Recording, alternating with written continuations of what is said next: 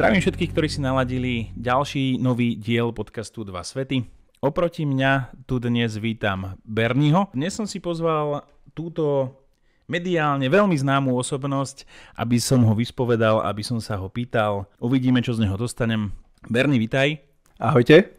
Začneme rovno prvou otázočkou. Bernie, kedy a ako si sa dostal k tejto činnosti, ktorú vykonávaš teraz, vďaka ktorej si tak známy? Ešte by som tak podotkol, no to mediálne známy tak v úvodzovkách. Ale celkovo v rámci tohto segmentu som začal byť nejakým spôsobom aktívny v roku 2007, alebo tak pričuchol som v 2007 na základe tzv. Kempov. Konalo sa to na Lešti, bolo tuším 2007, bol prvý v 2008. Potom som mal šťastie určitým spôsobom na ľudí, ktorí ma sprevádzajú, alebo sprevádzali niektorí sprevádzajú do dneska, takže vďaka tomu sa nejakým spôsobom si hľadám to svoje miestečko z malého mestečka na veľkom Slovensku a potom možno neskôr raz aj vo väčšom svete. Takže postupne sa hľadám, a postupne tvorím, snažím sa nejakým spôsobom posúvať svoje veci vpred. Tieto kempy, keď už si s nimi začal v tom 2007 a viac, o čom boli? Čo to bolo zač? Boli to kempy, ktoré v podstate organizovalo Ministerstvo obrany pre stredné školy. Ak sa nemýlim, bol to dvojtýždňový kemp vo výcvikovom priestore Lešť, kde sme mali možnosť sa oboznámiť a pričuchnúť po niektorí k takému vojenstvu, lebo nenazval by som to ani nejakým spôsobom branný výcvik, ani nič podobného. Bolo tam z každého trošku. Mali sme tam vlastne možnosť si prejsť od nejakej streľby po prvú pomoc, protichemickú obranu a podobné záležitosti. Pre mňa ako človeka akčného bolo to veľmi fajn, veľmi ma to lákalo, dokonca som aj následne potom ešte niekoľko rokov uvažoval nad vstupom do armády, ale proste život to zariadil trošku inak. Áno, to poznám. Ale na základe vlastne tej Lešte bol to veľmi dobrý vstup k tomu, čo robím dneska, tým, že ma to oslovilo. Ja som hral aktívne futbal, tam došli nejaké zranenia, rozhodoval som sa vlastne na vysokej škole, kde a kam sa uberať. Ale tým, že som vlastne robil FTVšku, teda vlastne Fakulta telesnej výchovy a športu, popri tom geografiu a videl som vtedy ešte video z Airsoftu, čo bol tuším D-Force, ak sa nemýlim, prilietali na vrtuľníku niekde na nejaký Battlefield, na nejakú tú hraciu plochu, tak som si povedal, toto môže byť super. Tak začal som vlastne v teplákoch, prvá Airsoftka, a mal som potom šťastie na prvý kontakt a to bol pán inžinier Patrik Žitník z Army Trainingu, ktorý v zásade v tej dobe figuroval nejakým spôsobom ešte aj na Lešti. Ani neviem, ako sme sa kontaktovali, ale viem, že už vtedy som začal chodiť k nemu na kurzy, veliteľsko-taktický, orientácia a podobné záležitosti. Takže ma to určitým spôsobom nasmerovalo k týmto záležitostiam, ale dlhšie som to držal v takej tej airsoftovej rovine. Až do nejakého 2012, ak sa nemýlim, 2011, tam niekde na prelome. Takže tam som sa zaoberal rôznymi kurzami z pohľadu, ale stále airsoftu. V 2011-2012 som zase spoznal ďalšieho človeka, Matúša, vďaka ktorému som pričuchol k ostrým zbraniam. No a tam sa to začalo trošku tak sortírovať, že ten airsoft som začal brať ako viac menej tréningovú metódu a prechádzal som vlastne k tým ostrejším zbraniam. Tým, že stále som chcel niekde napredovať, niekde posúvať a 80% mi nestačí, keď existuje 100, pomyselne. Pekne povedané, áno. Stále som chcel od toho viacej, no a som tam, kde som. No výborne, toto je akože mega úvod. Krásne si to povedal, takže začiatky boli takéto u teba. Spýtam sa, v tých rokoch, ako si povedal, okolo 2012, tam si sa rozhodol aj pre zbroják? Áno, tam som v podstate rozhodol som sa pre zbroják. Rovnako som dovršil 21 rokov. Už predtým som mal nejaké skúsenosti v rámci aj Lešte alebo niečo, alebo s nejakými kamarátmi, keď ma zobrali ako starší v rámci strelnice. Takže už vedel som plus minus, že ma to baví. Takže tam som bol rozhodnutý a tam v podstate spravil som si zbroj a kúpil som si svoju prvú zbraň. No a už to išlo. Strelilo. No. Myslel som si, že airsoft je drahý, ale bol to... Potom už tým, že nepristupujem k tomu len v rámci nejakých výcvikov alebo samého seba, že snažím sa ísť stále naplno, v určitých veciach, takže snažím sa to riešiť aj v týchto veciach a nie som tak bohatý, aby som si veci kupoval na 2-krát. Takže peniaze na zvyš sa u mňa nenajdu. Tomu samozrejme rozumiem, ja sa zatiaľ orientujem iba v tej airsoftovej sfére, ako som kecal v tom druhom dieli, ale takisto mám plán, že to teda otočím do toho ostrého sveta, do toho sveta drsného, kde, ako hovoríš, peňazí nie je nikdy dosť, keď sa chce človek v tomto rozvíjať a posúvať dopredu. A hlavne teda, ako hovoria viacerí, čím viac máš nastrieľané, tým samozrejme lepšie, to je pochopiteľné, takže áno, aj tie náboje niečo stojí, ako sme sa rozprávali pred chvíľou. Dobre, takže toto... Ja ešte iba, ak ti môžem do toho vstúpiť. Áno. Máš z môjho uhla pohľadu máš veľmi dobrý základ a to je airsoft. Lebo aj ten airsoft sa dá robiť, ako si to aj ty spomínal v predchádzajúcom dieli, na rôznych úrovniach a už len od nejakej základnej manipulácie, ale aj potom v rámci nejakých simulácií alebo niečo, je to veľmi dobrý, za mňa je to veľmi dobrý nástroj. Áno, FX a všetky ďalšie veci sú niekde, ale ten airsoft aj v rámci nejakých ďalších záležitostí sa dá, ak sa správne uchopí, dá sa veľmi dobre využívať. Takže je to za mňa veľmi dobrý vstup k tomuto s reálnejšími zbraňami. Zanevrel si úplne na ten airsoft, alebo ešte udržiavaš nejaké kontakty s chalanmi? No moja generácia, kedy ja som začínal, a to už vtedy boli chalani, ktorí mali v tej dobe 30-35 rokov, tak došlo k určitej generačnej obmene, prešlo sa veľakrát na Speedsoft podobne. Poznám ešte pár ľudí v rámci komunity aj tej airsoftovej. Úprimne, chcel som si ísť aj minulý rok zahrať, ale bohužiaľ môj čas a môj kalendár sú... Hovoria niečo úplne iné. No. Hej. Chcieť je pekná vlastnosť, ešte lepšie je mať. Takže z tohto uhla pohľadu. No, výbavu každopádne ešte nejakú doma mám, využívam to v rámci nejakého tréningu alebo nejakých simulácií, ale inak už veľa rokov som sa nedostal v rámci airsoftu. Jasné, rozumiem. Takže keby náhodou by som aj ja vyťahol pety z domu na tento typ akcie, pridáš sa? Zavolám ťa? Či podľa kalendáru? Tak. Kľudne daj vedieť. Upozorňujem, že už momentálne plánujem september, október, takže... Dobre, takže niekedy v roku 2026 možno vybehneme na nejakú akciu, rozumiem, píšem si. Tak. No, je fajn, že to máš takto plné, pretože ako to vnímam ja, keď sledujem napríklad tvoj blog alebo tvoj Instagram, pohybuješ sa... Ja mám pocit, že všade. Ale zase to je dobré, pretože dokážeš ľuďom, ktorí nemajú tú možnosť priniesť také veci, o ktorých by sa možno ťažšie niekde dočítali, alebo tak ty prídeš na Ivu, spravíš z toho vlog, čo je super, lebo takisto videl som tam vďaka tvojmu vlogu kopec zaujímavých vecí. Keď už som tu Ivu spomenul, začneme teda Ivou, posuňme sa do tej prítomnosti. Ako to z tvojho pohľadu prebiehalo? Cesta v pohode? Všetko OK? Cesta v pohode, dlhšie, ale v pohode. Samozrejme vždycky záleží, s kým človek cestuje. Áno. Takže to, ako cesta bez problémov, čo má vždycky trošku tak, nechcem to povedať, že znervózni, ale keď si zoberiem ten život v Nemecku, pohodička, bez stresu, a keď si to porovnám so životom na Slovensku, kde neviem, kde má byť skôr, čo skôr odovzdať, ako prácu skôr napísať a podobné záležitosti, tak z pohľadu toho stresu a rýchlosti, tak je to neporovnateľné. Ale sama o sebe, čo sa týka cesty a týchto vecí v pohodičke.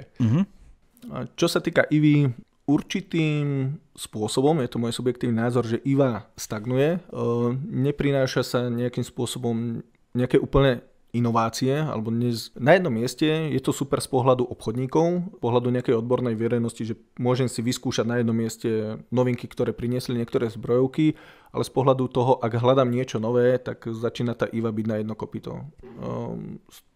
AR-15 na veľa druhov, nič nejakým spôsobom prevratného sa na tej Ive neudeje. Ale stále má to zmysel v rámci nejakého networkingu a určitých týchto záležitostí. Jasné. Prepojí to určitým spôsobom komunitu a postretá tam človek kopec zaujímavých ľudí. A koľkatý ročník si vlastne navštívil? Tretí. Tretíkrát po sebe? Nie, tretíkrát po sebe. Predtým bola korona a tretíkrát po sebe som vlastne navštívil. Odkedy som začal vlastne spolupracovať so Zbrane Trnava, tak tretíkrát vlastne po sebe som navštívil. Jasné. Čiže takýto tvoj pohľad na Ivu. A čo to vlastne Iva je? Vieš to preložiť? A pre poslucháčov Iva to nevedia. Outdoor Classic je to v podstate medzinárodná výstava zbraní, outdoorového vybavenia. Jasné. A všetkých týchto záležitostí. Jasné. Ďakujem, že si to objasnil poslucháčom, ktorí netušia, o čom teda sme hovorili. Ty si plynulo prešiel na Zbrane Trnava? Poďme na Zbrane Trnava. Poďme do toho. Jakú úlohu tam zastávaš? Predávaš tam? Ľudia ťa tam môžu stretnúť osobne? Ak som tam, môžem ma tam stretnúť, takto by som povedal. Áno. Pracujem, respektíve spolupracujem tam na veľkom obchode, takže mám tam svoj malinký kancliček a tam si žijem jeden zo svojich príbehov. Zaberá mi to 80% môjho času, ale robím to, čo mám rád, takže pohybujem sa stále v nejakej sfére týchto záležitostí, takže spokojný. Je jasné. Keď teda prichádzaš takto dennodenne do styku so zbraňami, máš nejakú obľúbenú značku? Čo sa týka, neexistuje nejaká najobľúbenejšia alebo univerzálna zbraň alebo tieto veci, lebo vždycky je to zbraň podľa účelu. Jasné. Ale veľmi ma napríklad v rámci tohto roku, ak to budem teda prepájať s IO, prekvapil ma Canik, TT Combat, čo bude vlastne jedna z noviniek. Takisto značka Echelon. Bolo viacero vecí, ktoré ma zaujali určitým spôsobom. Antrek s novou piestovkou po 3 kg bolo tiež veľmi zaujímavá kombinácia. Takisto v podstate sám strieľam, používam Schmeisser, takže mám možnosť, za ktorú som vďačný, vyberať si zväčša zbranie. Keď nemám možnosť, tak si ju spravím. Podľa účelu a toho, čo od tej zbrane v podstate chcem. Čiže už keď sa k nejakej zbrani dostaneš, vieš si ju potom poupravovať prípadne. Jasné. Keď riešim športovú streľbu, čo neriešim nejako extra, tak určite by som išiel do nejakého športovejších verzií. Pokiaľ niečo na nosenie, tak beriem niečo na nosenie, či už to bude niečo väčšie, menšie. Ale vždycky ide o to, čo od toho očakávam, čo od tej zbrane očakávam a podľa tomu sa prispôsobujem. Základ je, aby mi to sedelo v ruke. No samozrejme, jasná vec. Na nosenie zbrane odporúčaš čo? Individuálne. Tak ako som povedal, je to za mňa zbrane by sa mali predávať v obchode a následne na strelnici. Veľmi nešťastný krok mávam, že niekto si kúpi zbraň, začnem s ním nejakým spôsobom pracovať na strelnici a začne tú zbraň rôznymi spôsobmi prechytávať a podobne, keď sa spýtam, čo je. No, nesedí mi to v ruke. A prečo si to kúpil? Lebo kamarát mi povedal. To je fasa. Tak večer prídi, daj to na bazóš, prídi na nejakú strelnicu, prídi do nejakého obchodu, kde je nejaký výber, vyskúšaj si, čo ti sadne v ruke. Ano. Večer si napíš na papier, čo od tej zbrane očakávaš, kde ju budeš používať, respektíve ak ju máš na nosenie, kde ju chceš nosiť, ako ju chceš nosiť, v akom púzre, podobné záležitosti. Základ je od toho, aby sa ti dobre držala. Takže to je celé o tom. Naučí sa človek pracovať s každou zbraňou. Základ je, aby ten vzťah, ak to tak môže nazvať, bol od začiatku veľmi príjemný. Aha, jasné. Chápem. Čiže odporúčaš ľuďom, ktorí plánujú kúpiť zbraň, respektíve spraviť si zbroja, kúpiť si zbraň, absolvovať najskôr niečo také, ako býva napríklad, že prídite, vyskúšajte si toto, máme tu teraz 22 zbraní, alebo proste rovno by si teda niekoho poslal do obchodu, že táto zbraň je usvedčená. Nie. Za mňa všetci sme nejakým spôsobom individualisti, každý má nejaké iné preferencie, každý sa pohybujeme aj v iných, nechcem to nazvať tak, že spoločnostiach alebo tých sférach, každý máme iné požiadavky, takže išiel by som určite aj podľa toho. Je nejaká možnosť si vyskúšať zbrane, proste využiť, prísť, vyskúšať, pochytať čo najviacej zbraní, rozmyslieť si, na čo tú zbraň chcem v prvom rade a až následne riešiť kúpu. Lebo v momente kúpy už tá zbraň ide, tretina hodnoty tej zbrane ide dole. Jasné. A ako som hovoril, nie som tak bohatý, aby som si tie veci kúpal na dvakrát. Takže išiel by som vlastne týmto štýlom. Najprv si vyskúšam, zistím, čo mi sedí. Jedna vec je, ako sa tá zbraň drží v obchode alebo u nejakého kamaráta. Druhá vec je, ako sa vám s ňou bude následne strieľať.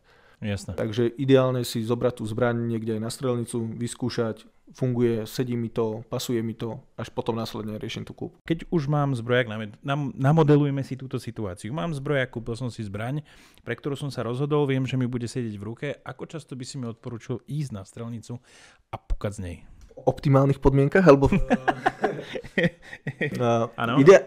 takto. Ak máš zbraň na nosenie, chápanie mňa a zbrane ako takej, alebo môj prístup je taký, že ti môžem potom ukázať, ale mám taký koláčový grafik, kde v strede je život, ale vystupuje to z určitých pohľadov z kruhov. Není to len samotné vlastnenie zbrane. Je to nejaká fyzická príprava, mentálna zdatnosť alebo mentálna v podstate príprava.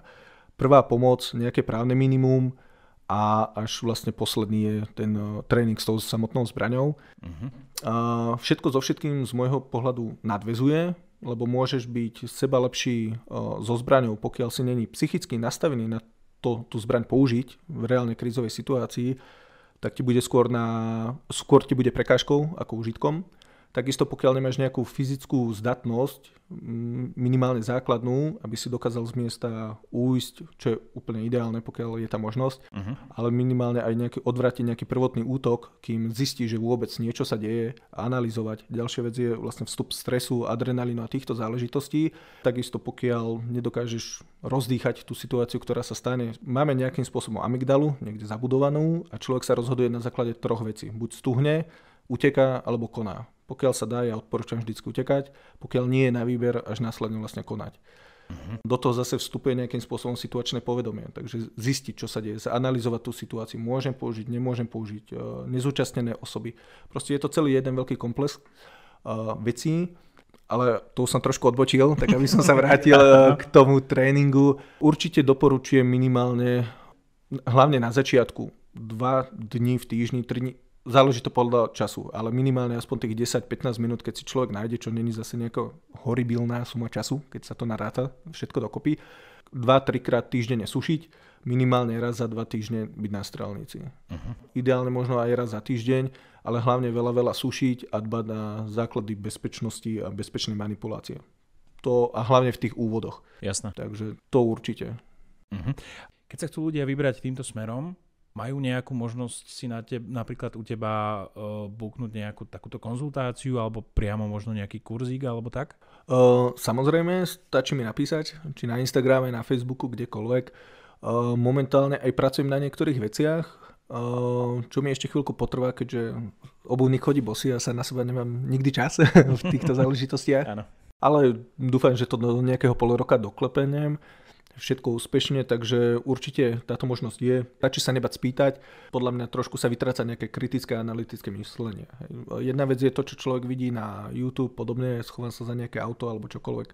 Treba rozmýšľať nad tým, čo človek vidí, treba analyzovať vlastne všetky tie situácie a potom k tomu treba ako keby aj v rámci tých tréningov pristupovať. Lebo dneska nie je tréner ako tréner alebo inštruktor ako inštruktor, takže aj z tohto uhla pohľadu treba to brať s nejakým spôsobom s rozvahou. Prednedávno sme tu mali situáciu, ktorá vznikla v Prahe na Univerzite Active Shooter. Po nej sa rozbehlo naozaj veľa zaujímavých diskusí o tom, čo by človek mal alebo nemal robiť. Takže ty, jak si pekne povedal, porúčaš teda dodržiavať určité postupy, samozrejme, a teda nie len ty čakať.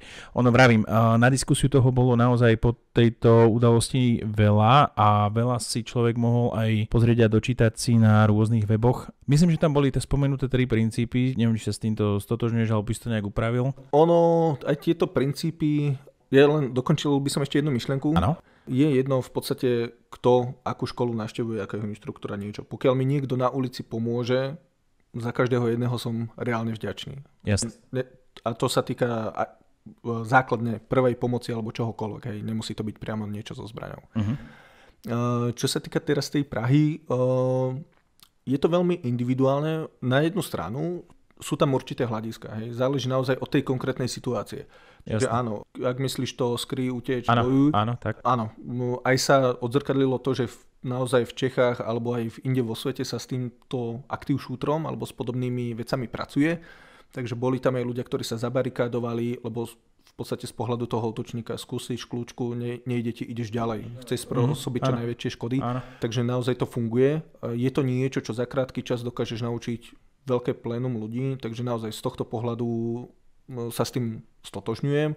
Samozrejme, ak by tam bol niekto, kto by mal nejakým spôsobom ho možnosť eliminovať, je to zase proste tá situácia, kde ma zastihne, ako ma zastihne, som pripravený. Počul som, že niekde ide po schodoch hore a strieľal už, alebo nestrieľal. Je tam veľa faktorov. Tak hlavne to situačné povedomie, že vôbec zistiť, že sa niečo stane a identifikovať, čo sa vôbec deje. To je podľa mňa veľmi základný faktor toho úspechu aj na hociakej obrannej situácii. Lebo naozaj človek, kým si uvedomí dneska, že sa volá čo deje. Keď zoberiem, dneska išiel som sem k tebe, bol som sa trošku prejsť. Veľa ľudí štuple do uší, hlava dole, do telefónu. Áno. Ak by, nebaj Bože, niečo sa stalo, polovica ľudí ani nevie, že sa volá čo stalo. Hej. Takže z tohto uhla pohľadu a hrá sa o sekundy. To je, ako to platilo v Prahe, tak to platí tu. A osobne si myslím, že je to iba otázka času, kedy to bude bohužiaľ aj na Slovensku. Treba byť pripravený, treba očakávať všetko a vedieť sa s tým, teda ak nie je tá možnosť zdrhnúť, vedieť sa s tým popasovať.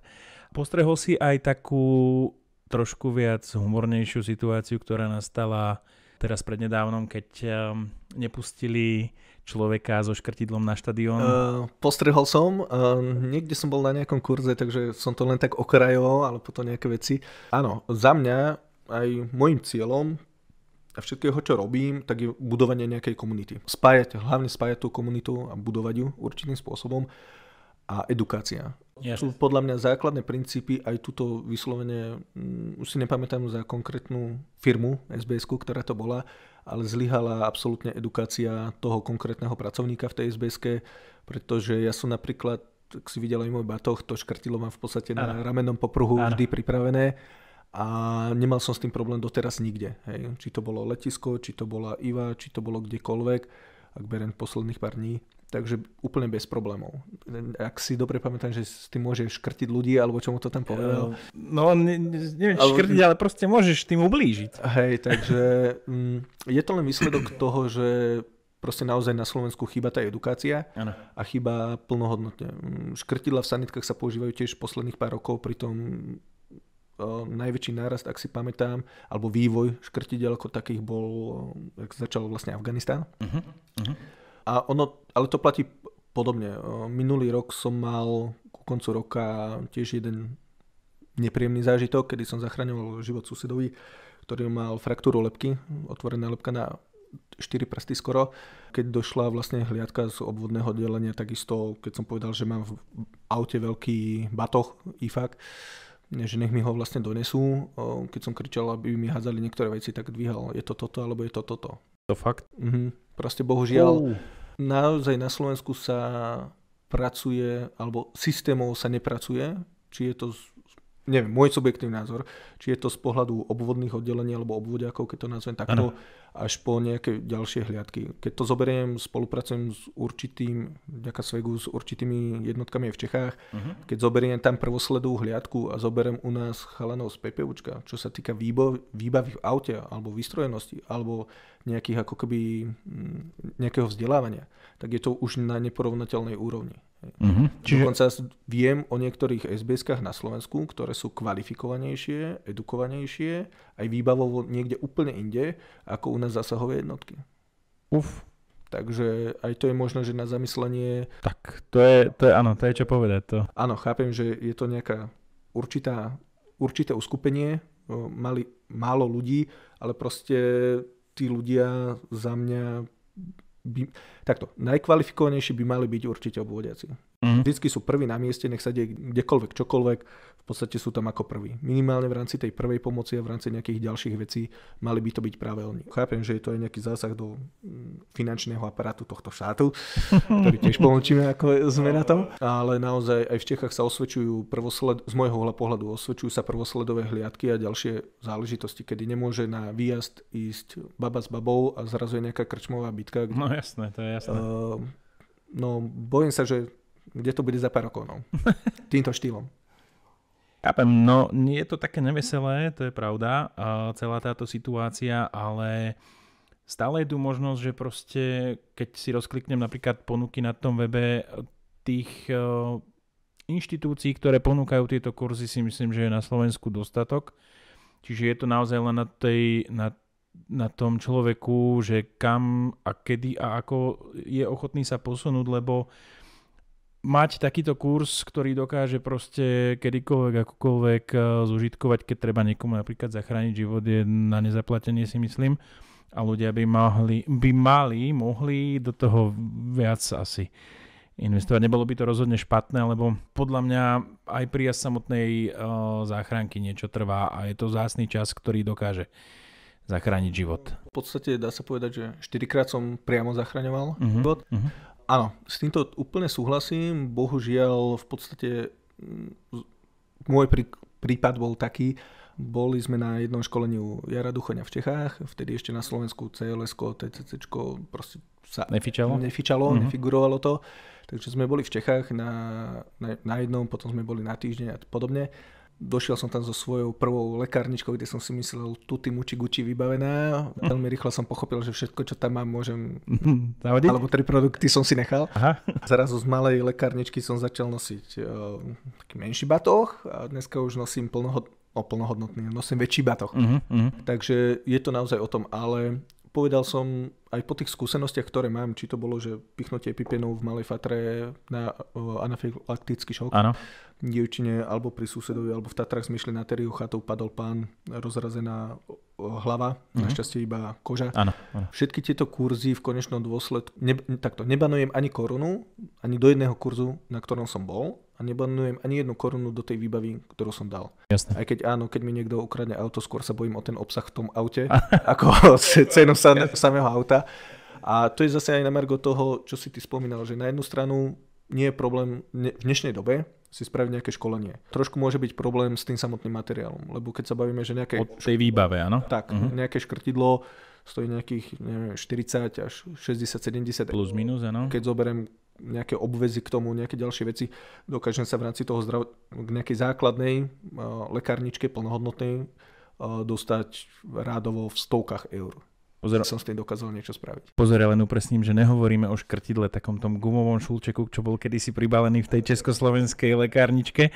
Hovoríme o poriadnom škrtidle, ktoré, áno, videl som, máš aj ty pripravené na batohu. K tvojej výbave, respektíve, ako si spomínal tú lekárničku v aute, ty si s nejakým takýmto projektom aj vyšiel von. Môžeš povedať, že čo to je? V podstate jedna z predchádzajúcich robôt spočívala v tom, že pracoval som pre Falco v Banskej Štiavnici, kde sme šili rôzne púzdra a podobné záležitosti. Keď som tam skončil, tak som s chalanmi vlastne zo Svegu priniesli na trh, dalo by sa povedať, že novú autolekárničku, ktorá z našeho uhla pohľadu bola plnohodnotnejšia, keďže sme sa zaoberali a stále sa zaoberáme dosť okolo edukácií, čo sa týka rôznych simulácií prvej pomoci. Takže, alebo modelových situácií, tak aby som bol presnejší. Je to v podstate autolekárnička, ktorá sa dá dať na opierku hlavy. Z vrchnej strany je škrtidlo, ktoré má stále po ruke. Obsah si viem vytrhnúť doľava, doprava. Dá sa tam v podstate navoliť. Je to z menej horlavého materiálu, ako je kordura, za rovnakých pevnostných štruktúr. Takže, a obsah v podstate sa modeluje podľa tvojich schopností, aké máš. Lebo zbytočne je nosiť v lekárničke niečo, čo nevieš použiť. Presne. Takže, a univerzálna lekárnička neexistuje, takže každá lekárnička má nejaký účel, či už sa bavíme o traume, či sa bavíme o nejakej lekárničke do hory. Takže z tohto uhla pohľadu. No, prišlo nám to aj ako svojím spôsobom výzva, pretože štandardne môj konkrétny prípad je, v kufri mám stále volačo nahodené a nie som to iba ja.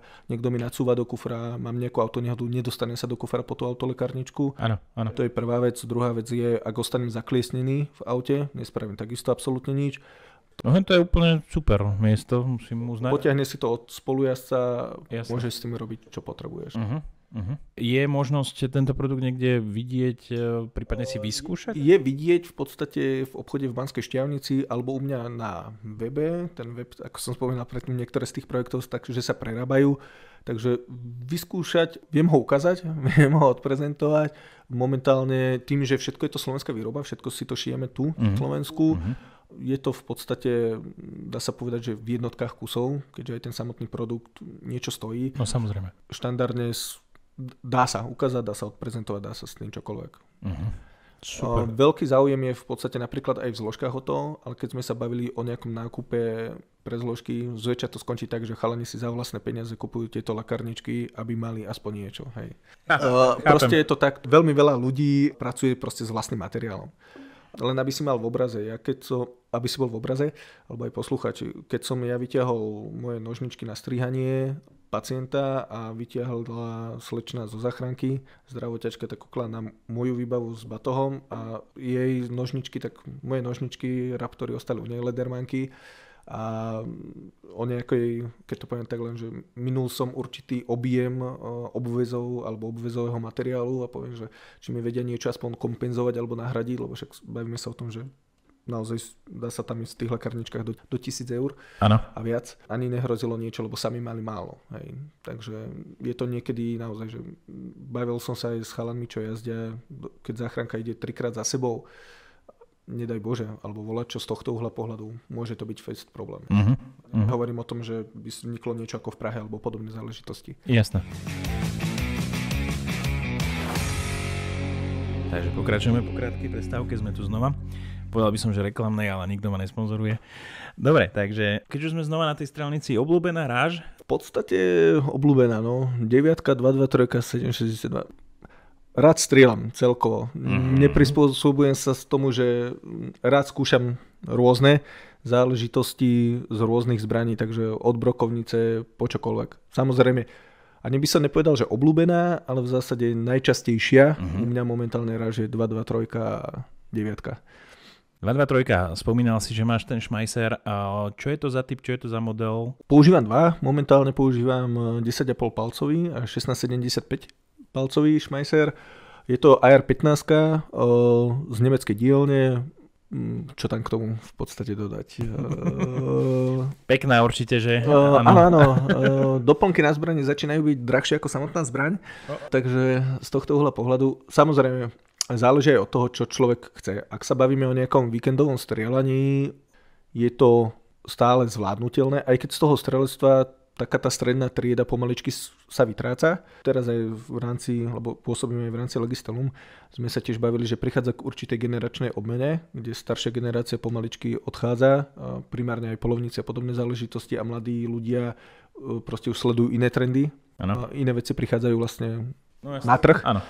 Takže tá doba sa trošku mení, prispôsobujeme sa ako celá spoločnosť tej dobe, ktorá je. A to platí v podstate vlastne naprieč všetkému. Takže aj ten boom, ktorý bol 2 roky, rok dozadu vlastne po Ukrajine s AR-15 s podobnými záležitosťami, teraz je to, ani by sa nepovedal, že stagnácia, ale trošku to jemne padá. Lebo samozrejme aj tie zbranie, človek si kúpi jednu, kúpi si dve. Bude počúvať moja žena, dve mi stačia na rok. Áno. Takže z tohto uhla pohľadu, ale naozaj čím viacej zbraní, tým viacej ráží. Ako dá sa s tým kombinovať čokoľvek. Jasné. Dobre, spomenul si ten Legistelum. Do akej si jeho súčasťou, alebo do akej miery s nimi... Som jeho súčasťou. Si jeho súčasťou. Veľa ľudí sedí na 2 stoličkách, ja sedím na 4, takže niekedy je to veľmi zaujímavé. No. V podstate sa jedná o združenie, alebo popíš to nejako? Je to združenie vlastníkov zbraní, legálnych vlastníkov zbraní. Robíme osvetu, snažíme sa budovať nejakým spôsobom tú streleckú komunitu. Takéto ľudové všestrelectvo, ktoré som hovoril pred chvíľku, že pomaličky sa vytráca, viacej sa to mení k tým trendom, ktoré sú, ale stále sa snažíme zastrešovať v podstate každý segment toho strelectva, budovať tú komunitu, lebo za mňa je jedno, či je to polovník, či je to športový strelec, či je to niekto, kto sa venuje obrannej streľbe alebo taktickej streľbe, či je to nejaký hobby strelec.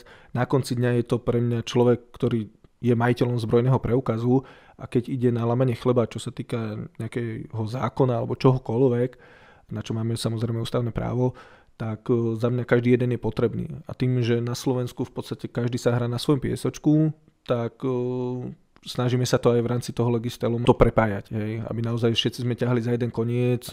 Veľmi pekný príklad je u Čechov, kde naozaj, že keď sa o niečo veľkého jedná, dokážu potiahnuť za jeden povraz. U nás je to proste veľmi dlhý proces a naozaj tie rozbroje niekedy sú zbytočné, sú detinské a každý sa hrá, kto má na piesku väčšiu lopatku alebo kto má kýblik, kto má lopatku. Hej. Čo hovorím, ak sa nebudeme združovať v rámci nejakých komunít, ale plošných komunít, tak to môže byť na konci dňa v dnešnej dobe problém. Prúser, jasné. A mne sa páčilo, ako ste, keď teda prezradil si, že si súčasťou Legistelum, ako Legistelum pred parlamentnými voľbami oslovili jednotlivé strany a pýtali sa ich vlastne na že čo plánujú, keď by náhodou boli zvolení do toho parlamentu, že aké zmeny legislatívne alebo niečo také plánujú? Áno, bude sa momentálne otvárať zákon 190/2003 niekedy koncom roka, takže my už napríklad aj teraz pracujeme na niektorých veciach, o ktorých ešte nebudem hovoriť, lebo jasne, chápem.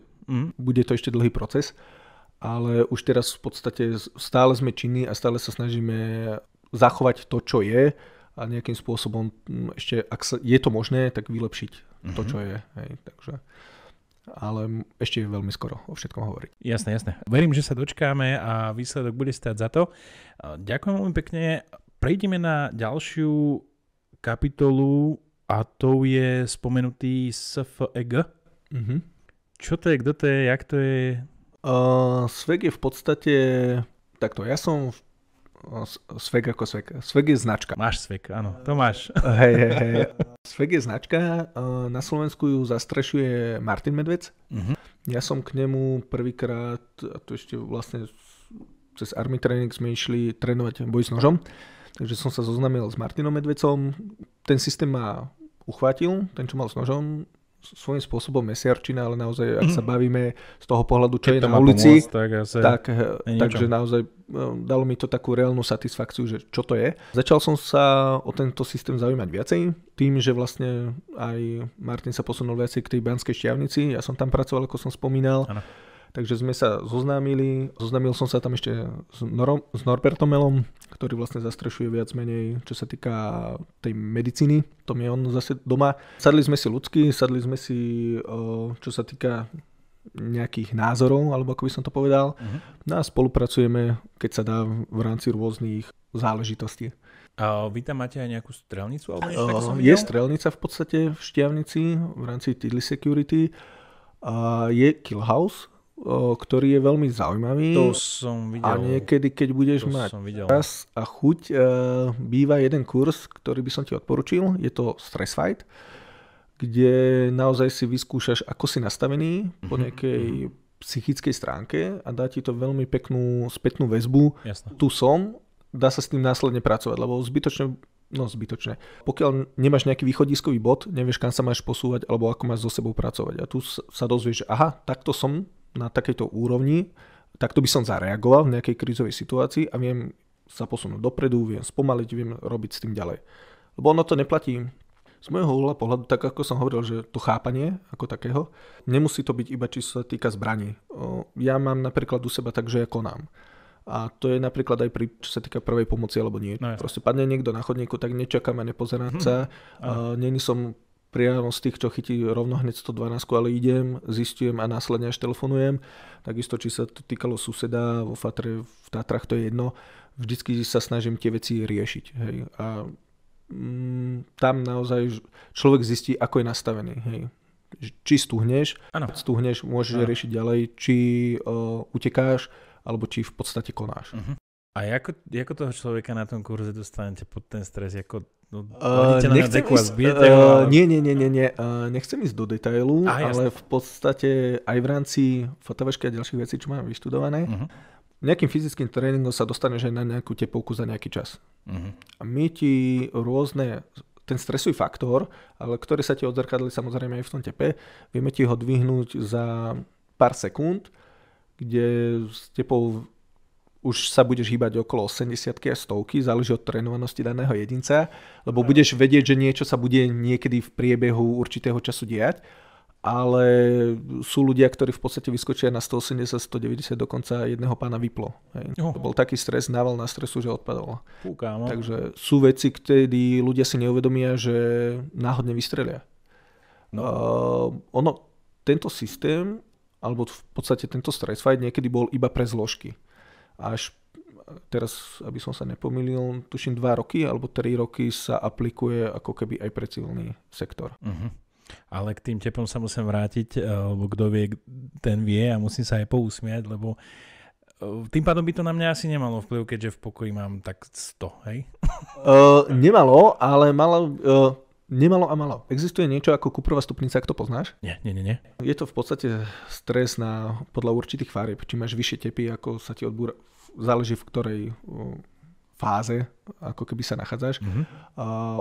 Strácaš jemnú motoriku, tunelové videnie, adrenalín, ako v podstate s tebou celé telo pracuje, lebo aj ten adrenalín je to vyplavovanie nejakého kortizolu, zvýšenie, spaluješ oveľa rýchlejšie kyslík. A to zase vychádza aj z tej fyzickej zdatnosti, čo sme sa bavili na začiatku, že keď si není nejakým spôsobom, keď sa nevenuješ sám sebe, tak oveľa ťažšie, ja som na tom podobne s Brúškom, oveľa ťažšie zvládaš v podstate tieto psychicky náročnejšie záležitosti. Hej. A aj v rámci tohto kurzu učíš sa, ako zvládať, alebo minimálne ako sa dostať z nejakého vysokostresovej situácie pomerne psychicky vyrovnanejšie.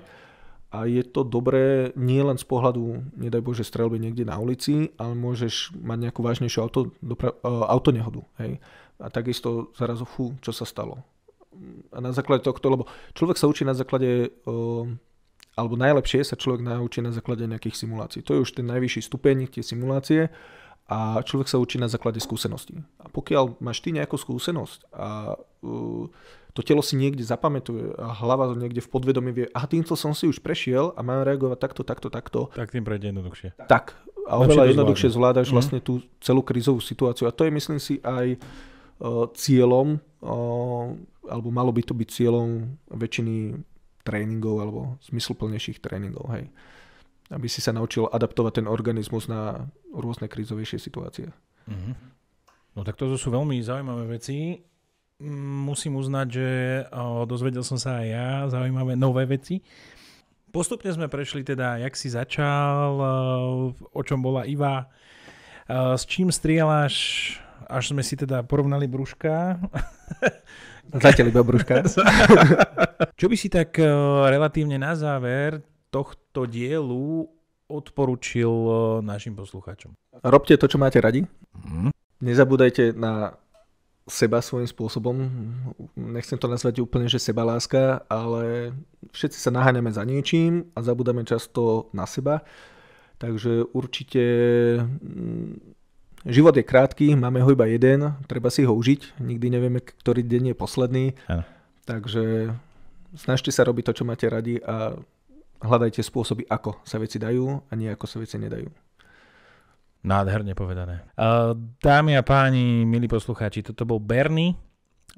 Neváhajte ho v prípade otázok kontaktovať priamo na Instači. Ako si tam? bernie.blog. Správne. A ak by ste mali k tomuto dielu nejaké otázočky, pripomienočky, čokoľvek, nezabudnite to hodiť do komentu pod YouTube video.